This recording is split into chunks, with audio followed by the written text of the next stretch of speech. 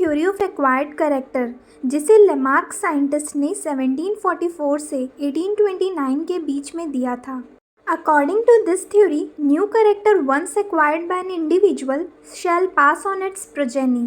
Lamarck scientist के द्वारा इस थ्योरी में बताया गया कि कोई भी एक नया कैरेक्टर अगर किसी इंडिविजुअल में डेवलप हो जाता है या उसका निर्माण हो जाता है तो वो उसकी प्रोजेनी उसके बच्चे में भी पास हो जाता है या चला जाता है।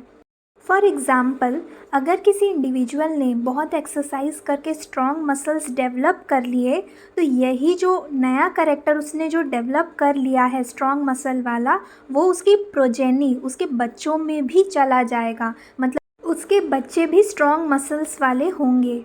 दूसरे एग्जाम्पल से अगर इस थ्योरी को समझे तो पहले जो जिराफ होते थे वो छोटे गर्दन वाले छोटे नेक वाले होते थे, तो छोटे नेक वाले जो जिराफ होते थे वो बड़े बड़े ट्रीज़ तक नहीं पहुंच पाते थे, उनकी पत्तियों को नहीं खा पाते थे, जिसकी वजह से उन्होंने अपने जो नेक है उसे स्ट्रेच करना चालू किया और ये जिराफ बहुत टाइम तक अपने गर्दन को स्ट्रेच करते रहे, जिसकी वजह से जो ये नया कैरेक्टर इनमें डेवलप हो गया स्ट्रेच्ड नेक वाला, तो वो इनके ऑफस्प्रिंग जो प्रोजेनी जो बच्चे हैं उनमें भी यही कैरेक्टर स्ट्रेच्ड नेक वाला चला जाएगा, पास हो जाएगा। पर जल्द ही इस थ्योरी को वाइजमैन नाम के साइंटिस्ट ने अपने एक एक्सपेरिमेंट से गलत साबित कर दिया। वाइजमैन ने अपना एक्सपेरिमेंट चूहे पे किया था। उन्होंने चूहे की पूंछ काट दी, उसके बाद उसे क्रॉस कराया। क्रॉस कराने के बाद जो F1 जनरेशन में उन्हें प्रोजेनी मिली वो पूंछ वाला चूहा था। उन्होंने फिर से चूहे की पूंछ काटी, फिर से क्रॉस कराया और इसे उन्होंने 22 सक्सेसिव जनरेशन तक किया और हर बार उन्हें पूंछ वाला चूहा ही मिला। तो वाइजमैन ने इस एक्सपेरिमेंट से ये बताने की कोशिश की कि जो लेमार्क ने बोला था कि एक बार कैरेक्टर किसी इंडिविजुअल में डेवलप हो जाएगा तो वो उसकी प्रोजेनी उसके बच्चे में भी चला जाता है, वैसा ही उसका बच्चा होगा। पर वाइजमैन ने जब चूहे की पूंछ काट के एक कैरेक्टर उसमें डेवलप कर दिया बिना पूंछ वाला चूहा और फिर इसे क्रॉस कराया और इसके बाद जो उसकी प्रोजेनी मिली वो पूंछ वाला चूहा था, और जितनी बार इस प्रक्रिया को उन्होंने दोहराया हर बार उन्हें पूंछ वाला चूहा ही मिला। मतलब कि जो कैरेक्टर डेवलप कराया गया था चूहे में उसकी पूंछ काट के बिना चूहे वाला, वो तो उसकी प्रोजेनी उसके बच्चे में गया ही नहीं। इस तरीके से वाइजमैन ने लेमार्क की थ्योरी ऑफ एक्वायर्ड कैरेक्टर को गलत साबित किया, जिसकी वजह से ये जल्द ही छोड़ दी गई। नेक्स्ट थ्योरी है थ्योरी ऑफ पैनजीन्स, जिसे चार्ल्स डार्विन नाम के साइंटिस्ट ने 1809 से 1882 के बीच में दिया था।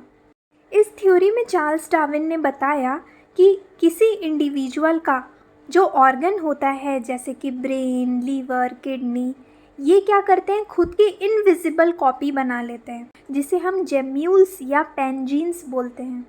ये ब्लड के थ्रू ट्रांसपोर्ट होके सेक्स ऑर्गन्स में चले जाते हैं और वहाँ जाके गैमेट्स में डिस्ट्रीब्यूट हो जाते हैं। जैसे एग या स्पर्म जो गैमेट होते हैं उनमें ये बराबर बराबर क्या होते हैं बट जाते हैं, मतलब क्योंकि हर ऑर्गन का जो जेम्यूल या पैनजीन्स जो कि उनकी खुद की कॉपी होती है वो क्या होते हैं बराबर बराबर एग और स्पर्म में बट जाते हैं।